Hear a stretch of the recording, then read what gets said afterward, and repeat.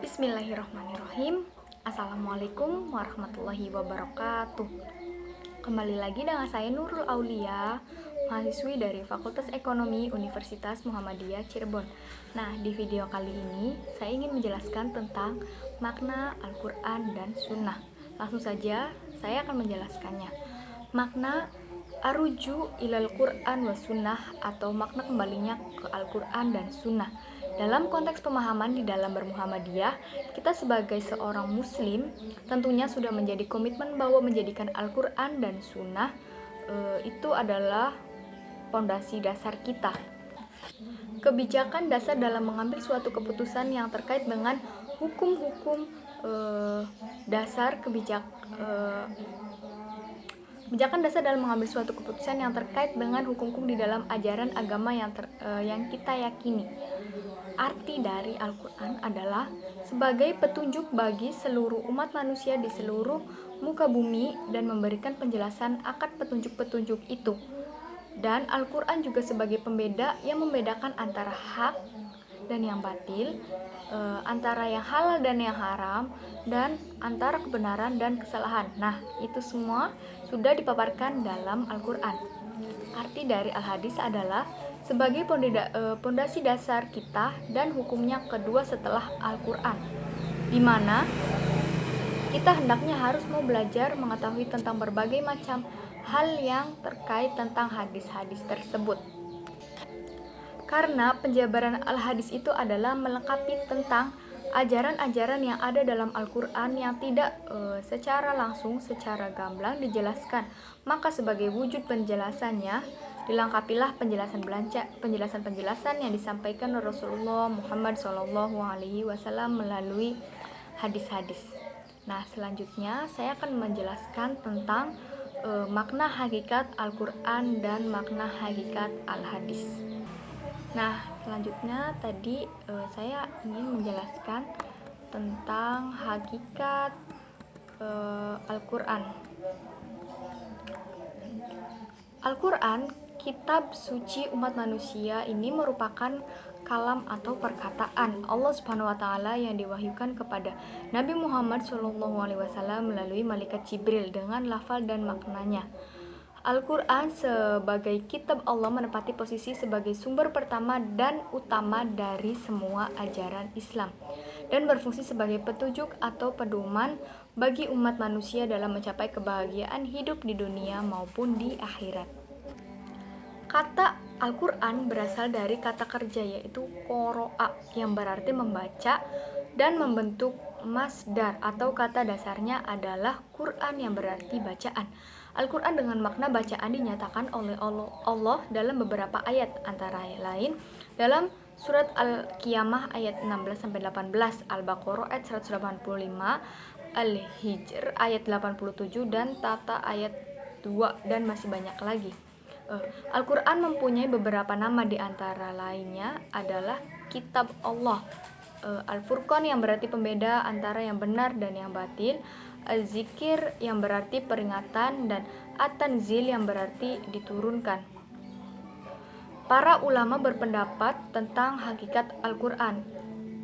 Imam Al-Ghazali dalam kitab Al-Mustasfahim Ilm al-Usul atau suatu kitab yang membahas masalah usul fikih menjelaskan bahwa hakikat Al-Quran adalah kalam yang berdiri pada zat Allah Subhanahu wa taala yang kadim atau tidak bermula.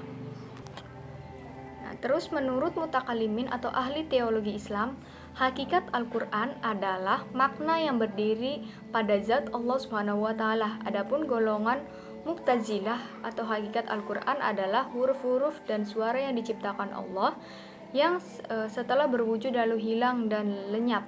Dengan pandangan ini, kaum Mu'tazilah memandang Al-Quran sebagai ciptaan Allah. Nah, terus yang kedua yaitu penjelasan tentang makna hakikat Al-Hadis. Hadis secara etimologis adalah al-jadid dan al-habar, baru dan berita.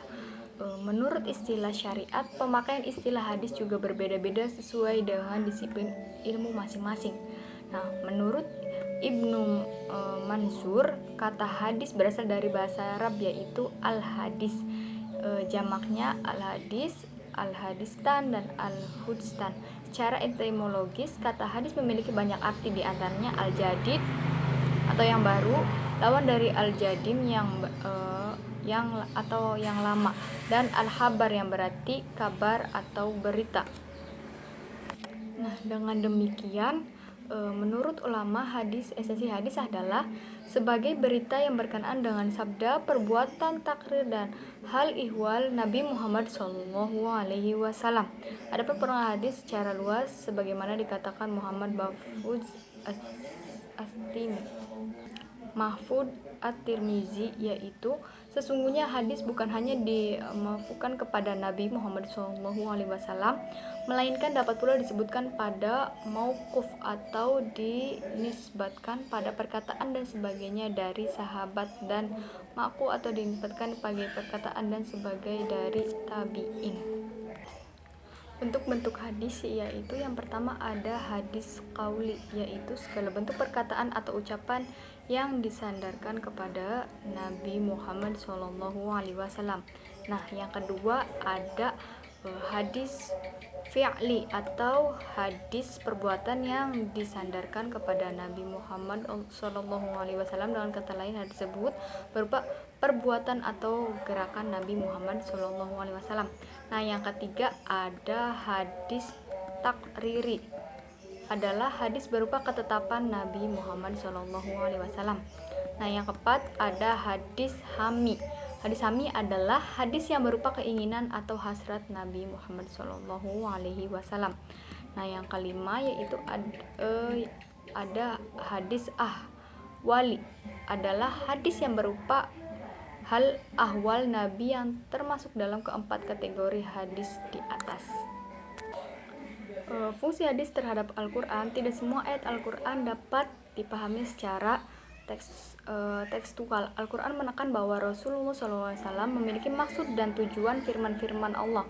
Hadis memiliki hubungan yang sangat erat dengan Al-Quran. Sangat sulit apabila seorang menggali apa yang ada dalam kandungan Al-Quran tanpa hadis. Begitu juga sebaliknya, tidak mungkin membahas hadis tanpa menyinggung Al-Quran. Hadis menempati kedudukan yang sangat penting setelah Al-Quran. Kewajiban mengikuti bagi umat Islam sama wajibnya dengan mengikuti Al-Quran.